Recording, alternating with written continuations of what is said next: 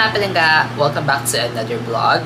And for today's video naman mga palangga, I will give you guys an update with my first bill and first payment for my Union Bank Rewards Visa Platinum Credit Card.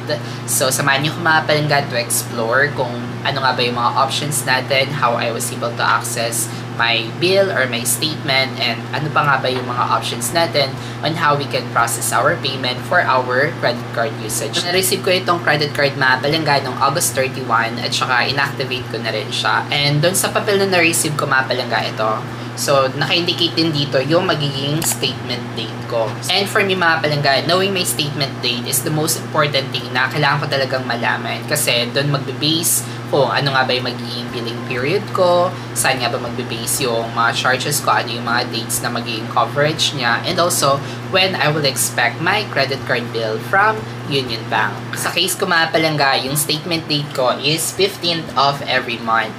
So yung statement date kasi mga palangga is equivalent into close date na magiging monthly billing cycle natin. So that means to say kung 15th yung close date or end date ng billing cycle, yung billing period ko started from 14th of the month. So every 14th of the month siya nag-start and it will end on 15th of the next month. So kahit kaka-receive ko lang itong credit card mga palangga no August 31, in reality, yung billing period ko is nagsimula na siya no August 14 kasi na-expect ko na magko-close yung billing cycle ko on September 15. So lahat ng mga usages ko from August 14 to September 15 is magre-reflect sa bill na ma-receive ko on September 15. Pero based na nag-experience ko mga palangga sa first credit card ko kay BPI, so hindi siya talaga lagi-laging September or kung ano yung statement date mo, yun talaga yung lagi magre-reflect sa bill. Kasi nga, may mga months na hindi naman buo na 30 days. May iba na 30 days lang, may iba merong 31. So around the statement date mga palangga, ma-receive natin yung ating credit card bill or credit card monthly bill. Katulad ng ginawa ko mga palangga sa first credit card ko, which is yung BPI Amar Cashback credit card ko. So ginawan ko din ng tracker itong Union Bank Rewards Visa Platinum credit card. Ito yung tsura niya mga palangga. Lalagay ko lang sa taas yung magiging statement date ko, which is yung billing period. So dahil nga September every 15th of the month. So, yung current statement ko that time is 14th of August to 15th of September. So, every time kung gagamitin mga palangga yung aking Union Bank credit card, so, inalagay ko na siya dun sa tracker para hindi ako malito, hindi ako ma-confuse kung ano nga ba yung mga naging usages ko sa credit card ko. And also, kinikip ko din yung merchant receipt na binibigay ng cashier. So, kinikip ko talaga siya para in case in the future na may magka-issue sa mga charges. So, I do have a proof na pwede kong gamitin sa pagpa-file ng dispute. So, ganito yung tsura ng tracker ko. Nalagay ko lang yung date, tsaka kung kailan ko na-process yung transaction, and also yung amount, yung transaction, kung sa anong merchant yung pinag-processan ko ng kung saan ako nagbayad ng credit card, and also remarks kung saan ko naman kukunin yung pambayad ng credit card ko. And for me mga palangga, sobrang helpful talaga na magkaroon tayo ng trackers sa mga credit card usages natin kasi there are times makakalimutan natin na ay, ni-spend pala natin to, nagamit pala natin itong credit card nito sa merchant na ito. So, it's really important talaga na kailangan tinatrack din natin manually yung mga naging usages natin. And through the help of this tracker mga palangga, honestly, never ako nalito or never ako nagkaroon ng confusion sa mga credit card bills ko kay BPI credit card. Kaya naman, same practice din yung ina-apply ko dito sa Union Bank credit card ko. The reason mga palangga kung bakit merong remarks doon kasi honestly, bago ko gamitin yung mga credit cards ko, mini-make sure ko na meron na akong pambayad doon sa naging usages ko. Pero hindi ko naman agad siya binabayaran agad-agad. So, ang ginagawa ko, yung mga nakahanda kong pambayad is iniipon ko siya sa savings account. Tinitake advantage ko yung mga high interest na mga digital banks na nag-offer ngayon. So, titake advantage ko yung mga palangga. Doon ko iniipon lahat ng mga pambayad ko. Tapos, inantay ko lang na matapos yung buong billing period ko hanggang sa ma-receive ko yung statement ko, yung sawa ko.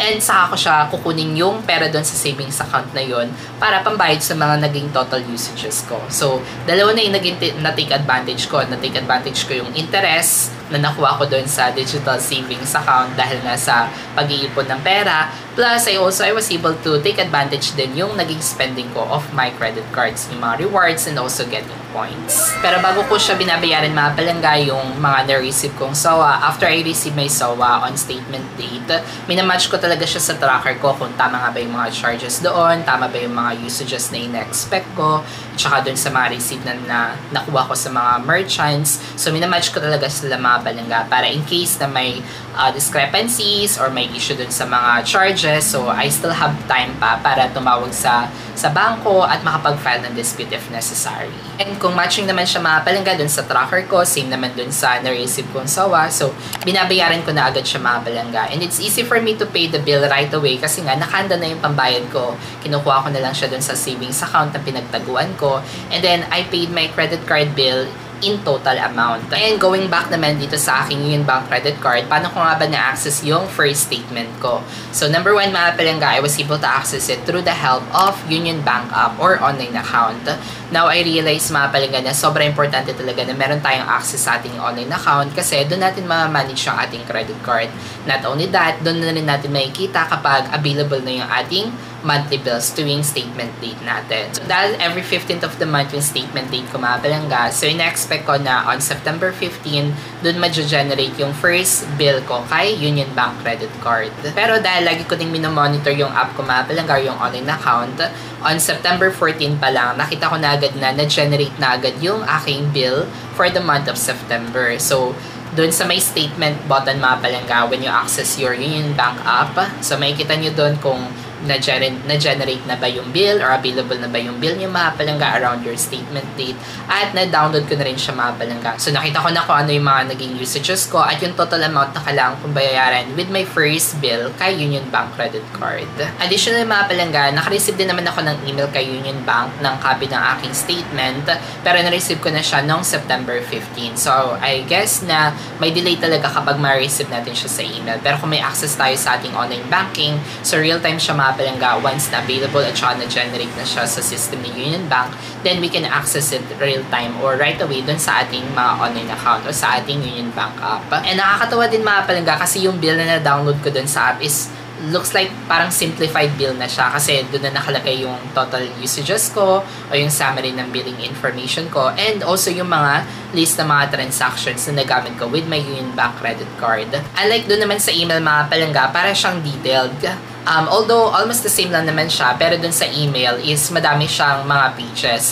By the way, kapag na-receive nyo yung email mga palangga on your statement date, is may nakaano naman doon, may naka-indicate naman doon na instruction kung paano nga ba natin ma-access yung file kasi nga secured yung file niya.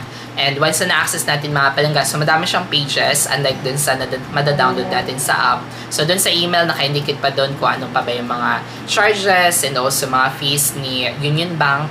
And also yung may sample computation din doon in case na meron tayong mga balances or unpaid balances, ano nga ba yung mga possible charges, yung mga interest, sample computation, and also yung official statement natin which is yung total amount due and also yung mga naging ano natin, usages, pati na rin yung mga minimum amount due, so naka-indicate din naman doon. And below naman mga palangga is nakalagay din doon yung mga magiging payment options natin kung saan pa tayo pwedeng magbayad ng ating credit card bill. So parang napaka-detailed pagdating doon sa statement na ma-receive natin sa email. Pero doon naman sa mobile app, doon sa Union Bank app, kapag dinownload natin, sobrang simplified na siya. So direct to the point kung ano nga ba yung total natin na gamit, ano yung minimum amount due, at saka yung mga list ng ating transactions. Napansin ko din mga palangga, yung statement date na nag-reflect dun sa first bill ko is September 13, which is, na-expect ko nga is September 15. Pero dahil nga may mga months na hindi pantay-pantay yung number of days, yung mga calendar days, kaya naman, talaga may ano talaga siya, may mga discrepancy siya. So, pwede maging early or pwede maging after. Basta around statement date naman siya. So, around September 15 naman, which is early lang siya na-issued or na-generate, which is September 13. And dun sa SOA ko mga palangga, yung due date ko is on September 30. So, that means 15 days after statement date, or around 15 days, at magju-due yung aking credit card bill. So, every end of the month naman yung magiging expected due dates na mga credit card bill ko. And for my first credit card bill, mga palangga, yung total na naging usages ko for that billing period is 26,578 pesos and 21 centavos. So, I'm so happy mga palangga kasi nga, na-hit ko na agad yung requirement na 20,000 para maging no annual fee for life siya. Pero sa ngayon, wala pa rin ako na-receive na text or any notification kay Union Bank regarding sa confirmation na no annual fee for life. So, inantay ko pa rin siya mga palangga.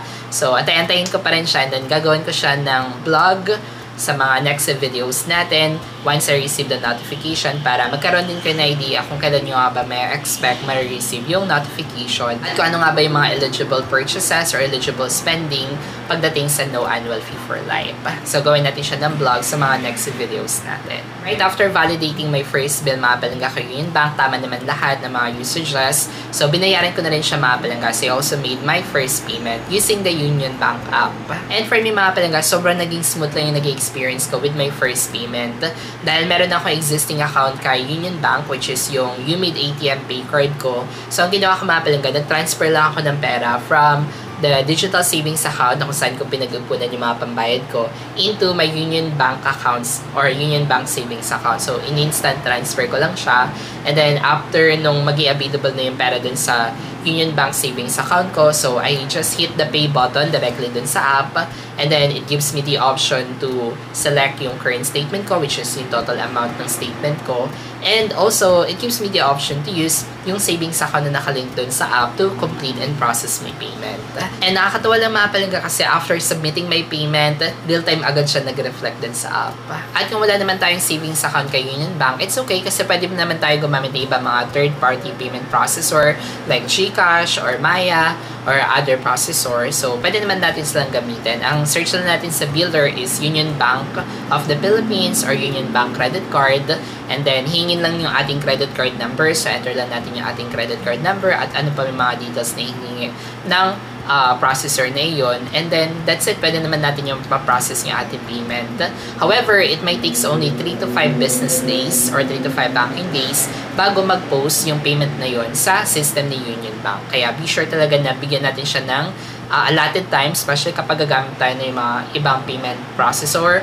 So, be sure na bigyan natin siya ng allotted time na hindi siya lalagpas ng due date para ma-make sure natin ma-avoid natin yung mga interest at saka mga late fees. And same process lang din siya mapalangga with other credit cards na mare-replenish lang yung nagamit nating credit limit kapag na-post na yung ating payment. So, let's say for example nga yung credit limit ko is 35,000 tapos yung nagamit ko sa statement ko ngayon is 26,000. So, dahil nabayaran ko na agad siya mga palangga, yung 26,000, so marireplenish na agad siya back to 35,000 pesos na yun, maging total available limit ko. Pero kung hindi ko pa nababayaran yung 26,000 mga palangga, so yung difference ng amount, which is 35 less 26, yun na lang yung available kong credit limit kasi hindi ko pa nababayaran yung mga nagamit ko. Pero kung nabayaran ko yung mga iba kong nagamit, so marireplenish din siya as available credit limit. Kaya naman, it's really good din talaga na bayaran na agad natin yung ating credit card bills once we receive our statement para ma-replenish na rin agad yung ating credit limit na magagamit naman natin for the next billing cycle. And for me mga palangga, super happy ako sa naging experience ko with my first bill and also with my first payment dito sa Union Bank Rewards Visa Platinum Credit Card. Bari may mga palangga kung may mga questions kayo or if you having some issues na hindi ko nabanggit dito sa video na ito, kindly reach out na lang sa kanilang customer service for accurate info and also for further assistance. I hope na naging helpful itong video natin mga palangga. If yes, please give this video a thumbs up and please consider as well subscribing into this channel if you haven't already for more contents like this.